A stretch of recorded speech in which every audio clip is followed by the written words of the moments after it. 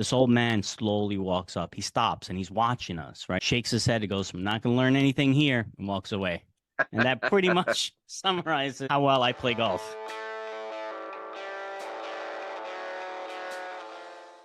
Welcome to this episode of Smells Like Identity Hygiene, the podcast where we dive deep into the world of cybersecurity, focusing on everything you need to know about identity hygiene and access management. I'm your host, Katie, joined by my co-host, Rosario. In today's episode, Control-Alt-Defeat, Gaming the System of Prioritizing Security Risk, is a must-listen. In the spotlight is the healthcare industry's unique challenge of managing security risks. We're diving into how to set up effective controls, prioritize violations, and transform data into actionable insights. Helping us navigate these waters is Neil Hymowitz, Senior Manager of Technology Operations at Northwell Health, bringing his wealth of experience to the table.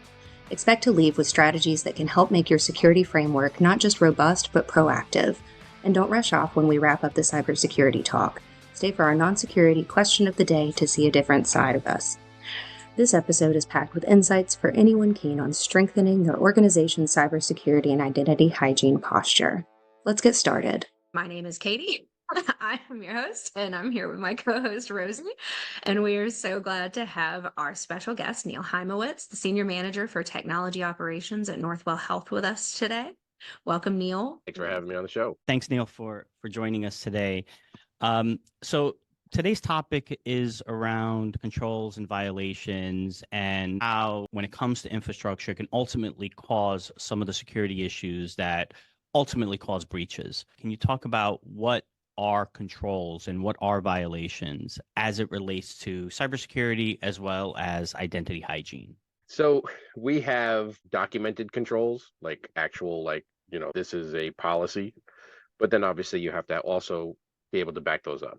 So we have software controls or different systems that are in place, DLP, scanning. We have different systems that are monitoring for email hygiene, for file access. We just had a request asking for a report of who may have accessed a specific folder on their departmental share. We do have auditing in place to determine who may have accessed a specific folder at a given time.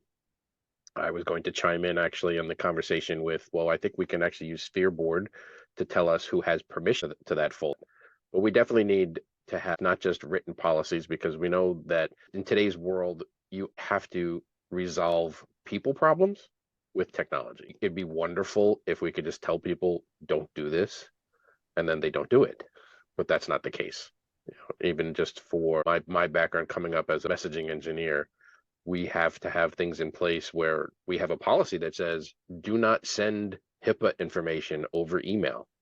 But yet we know that they do, so we have encryption systems in place to encrypt anything that is detected as having PII or PHI in the email when it goes out. Then we get people who complain that obviously you get false positive. I'd rather take the rare occasion of a false positive than send out data unencrypted because people just didn't follow the policy. Same thing with file sharing, right? We have Microsoft Teams, we have SharePoint Online, we have OneDrive, and these all are HIPAA compliant. So we have the ability to share data with external entities, with internal people as well, obviously, and feel protected by sharing those files that way. And I guess it kind of reminds me of like people thinking like, why do we have labels on bleach bottles? Like somebody did it, and don't iron your clothes while wearing them. That's on an iron. I know you mentioned a couple of the challenges that you go through, and what is it about these controls and violations that make them so important? What are the things that could happen if they're not met? Yeah, I mean, it's insane to think about how often you get notified by your credit card company, your bank, your Amazon, or what have you, that there was a breach, right? Your password or your identity may have been compromised, and then exponentially take that into the medical world, right? Into the hospital system that I work for. If your medical information or your personal information were to become available on the interwebs, so to speak, anybody could have that information and make use of it, and it would be not just horrible for the person it happened to, but in turn, it would be horrible for our company. It would be horrible for whoever ends up taking the blame for that occurring. You look at some of the companies that have already been hacked in the world, and you're like, how did they get hacked? If they can get hacked,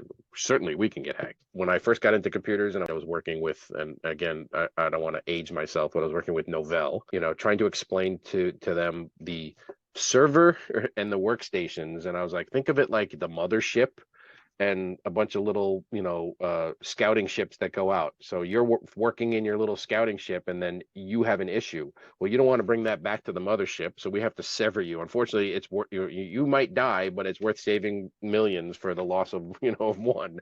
And we have to think of it the same way, right? In the world of security, you have to be able to protect the greater good by severing, off and fixing what's there, but you have to be able to isolate it. So the network segmentation would be a way of doing that.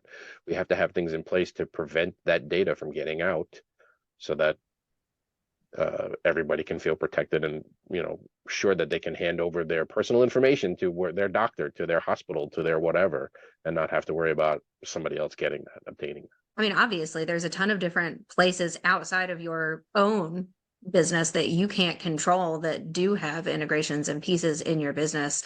And we were talking about how their pacemakers were being hacked and how scary that is, that like someone can literally hack your pacemaker. And what's weird is that, honestly, I think before that even happened in reality, there was that was on a TV show or a movie where, a lot of these things that people come up with in real life today started off as a TV show or a movie, right? Think about cell phones. Right, that was Star Trek. Right. I know I saw that in a movie years ago, where someone was killing people by hacking into the computer systems that were managing their pacemaker.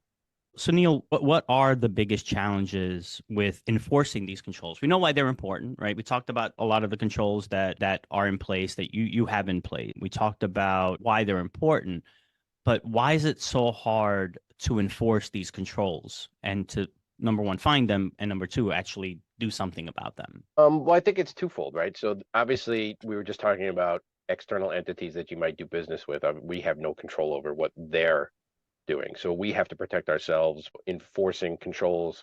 We don't allow third-party companies to directly connect to us unless we have controls in place. We have a VPN connection that can be severed at any point, right? If even just from an email perspective, right? We don't allow third-party companies to send email out as us unless there's an agreement in place already, and we've set up the SPF and DKIM records to allow them to do that, right? There's a hard fail on those items. From an internal perspective, it's tough, partly because human nature, right? The human nature is I need to do my job. And even though I know this might be against the rules to do this, right? So I'm going to do it and then possibly, deal with the consequences later. Or ignorance, right? I didn't know that I wasn't allowed to do that. Sending a patient information over email unencrypted, right? Obviously, like I said before, we have systems in place to try to mitigate that. That's, detects any email that has PII or PHI in it and encrypts it. But I didn't know I wasn't allowed to use my personal email to send patient information to somebody, right? So I mean, we have said we block you from being able to do that from on premise. You cannot get to your personal email from on premise, things like that. It's just, you're trying to do your job, you're trying to do well, or do good for somebody else. And you either A, don't think this is more important, or B, you don't realize that what you're doing is wrong, and we have to have things in place to protect you from yourself. I guess that's one way to look at it. Are there elements about either the fact that it's a large hospital or just the medical field in general that make it exceptionally harder compared to like your previous experience where it wasn't kind of in the medical field?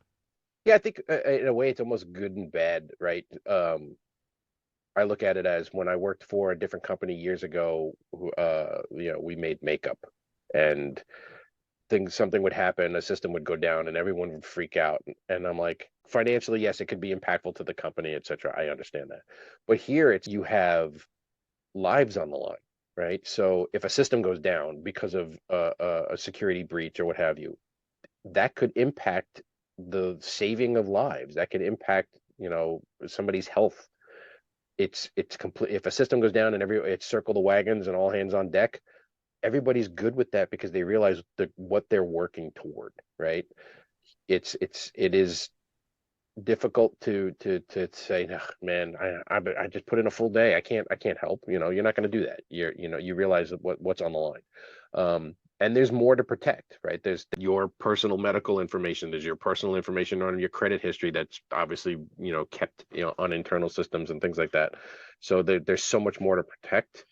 And yes, it is a much larger, yeah. Whereas the company I worked before was global, a very large company, I thought at the time, number of people we touch here is far greater, right? The number of employees, the size of the company, we do have a huge impact on this region that we serve, and it's very important to make sure that we maintain a very secure posture, to protect their data, to protect their information. Absolutely. And even talking about that, the fact that you guys are smaller, but you touch so many more places. And we see even small and medium firms constantly inundated with violations. So how at your size and with the scale of people that you touch and the risk that you have associated with you, how do you guys prioritize which of these things to handle first? What risks do you tackle? What controls? What violations? How do you know?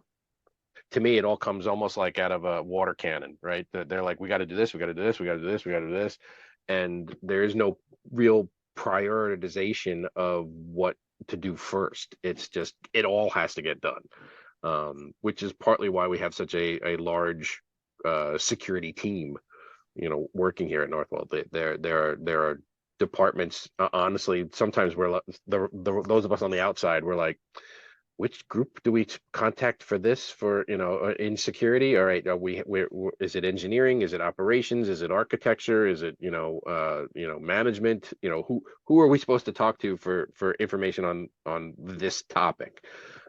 Because there's just so many people working in that department. But because we're such a large organization, and because of what we're protecting, they need that many people, they need that many groups.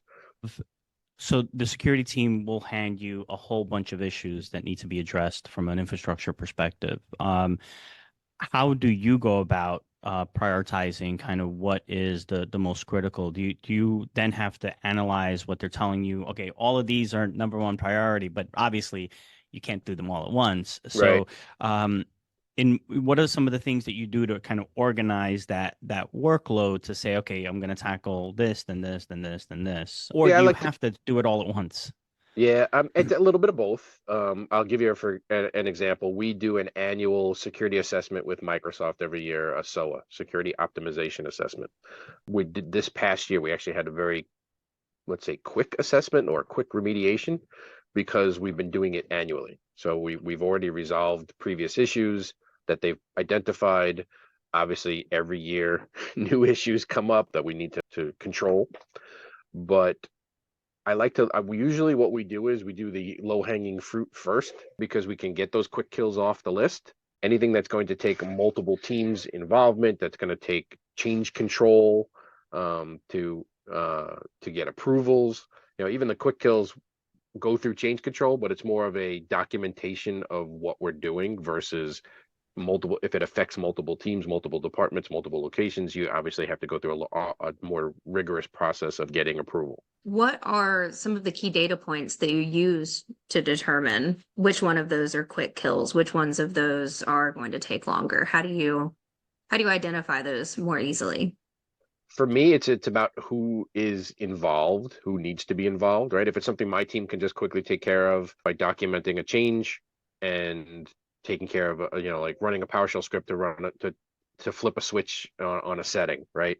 Versus we actually have to put a system in place or do some testing of a new service or a new system to determine whether or not that is going to remediate the issue.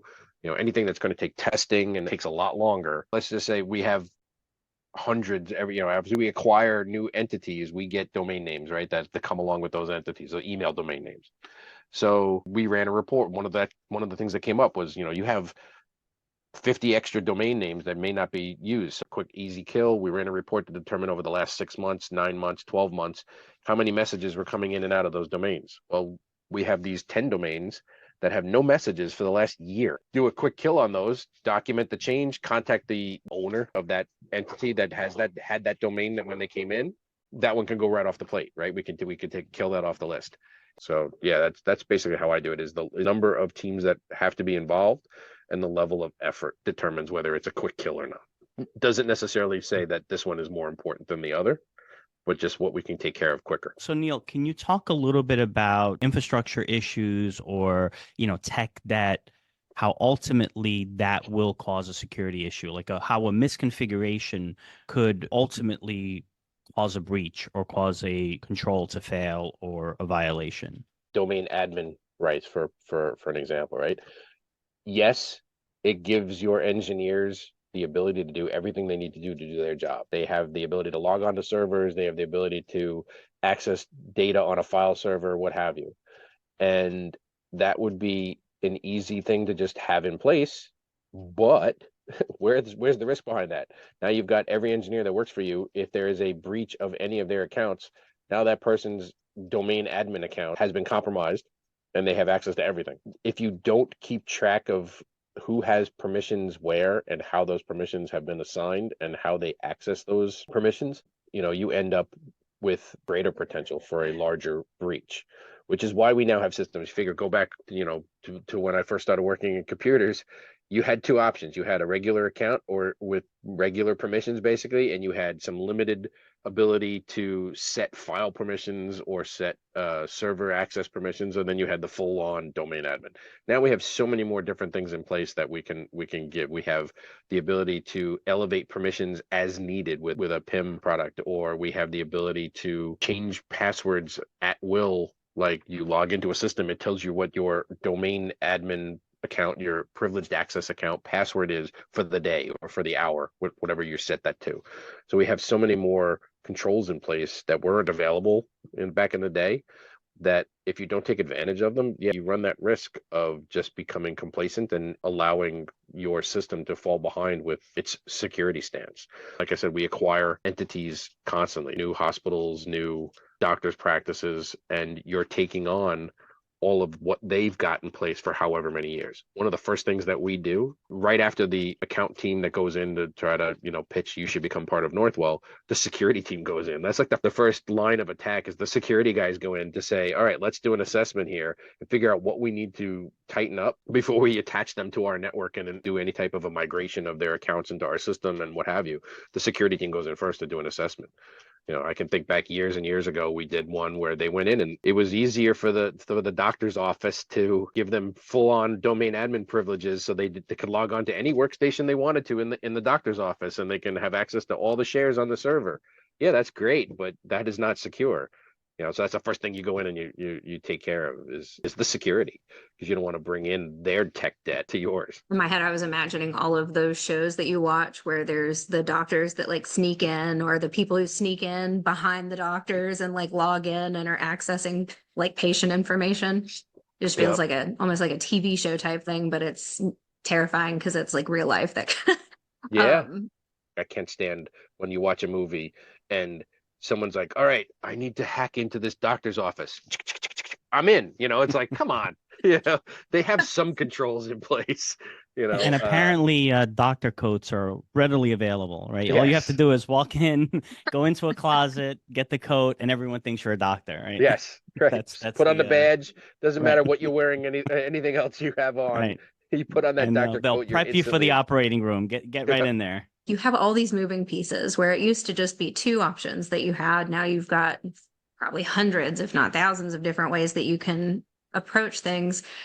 How important is it to keep all of this historical data and this historical information when it comes to maintaining these controls and violations? Historical data meaning the actual like patient data and things like that? Is that what you're referring to? The changes you've made, the accesses that people have had, and just how that has changed over time, so that I guess, to make better future decisions and also to be able to access it. And Rosie's making a face. What is the face, Rosie? No. You got it. Yeah, good. it's really around just kind of seeing that what you're doing is effective, right, over time. Right. Well, obviously you do keep audit logs forever. or for a long period of time. It feels like forever. Sometimes you may think, oh, we should get rid of this because, we don't need it anymore. But in reality, to your point, Caitlin, you have to be able to look back and see what you've changed over time to make sure that that's had a positive effect, right? If all of a sudden you realize that there's a problem and you don't know what you've done, this is one of I used to teach A+, right? A long time ago. When I first got into computers, I was working for a computer school. And one of the first things I took pride in was teaching people how to troubleshoot. And you can't troubleshoot if you make too many changes at once and don't keep track of what you've been changing. So it is important to keep that historical record of what has changed over time, so that if there is a problem, now you can look back and see, okay, we did this, oh, wait, we shouldn't have done that. And that's what caused this problem 5 years later, what have you. Same thing when troubleshooting any computer problem, right? You can't just say, all right, let's try changing this, and this and see if it fixes it. Well, now you don't know what fixed it because you changed 3 things at the same time. I do feel documentation is extremely important, and keeping that record of that is important. Keeping your data, maybe I differ from other people. I do think, having taken e-discovery classes way back when, you should retain less data in order to prevent a breach of that data. There are people who feel the opposite of that. They're like, no, we need that data in case there's a lawsuit.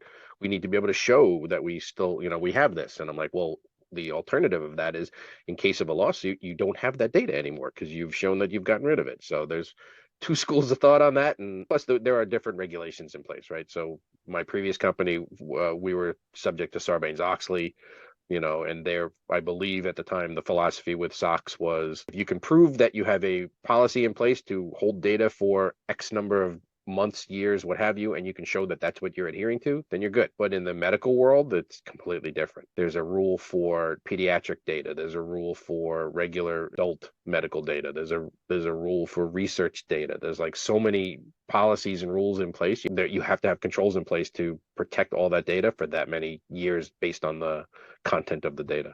A lot of people, and one of the things that have been more popular that everyone's talking about lately, governance and regulation, and what frameworks work the best, or what are different people having to adhere to. And obviously controls and violations are going to change based off of if you're making lipstick or working for a hospital. And what frameworks and what regulations and controls do you adhere to? NIST, I assume, to make sure that you're protecting your patients and your doctors and yourselves and just everybody.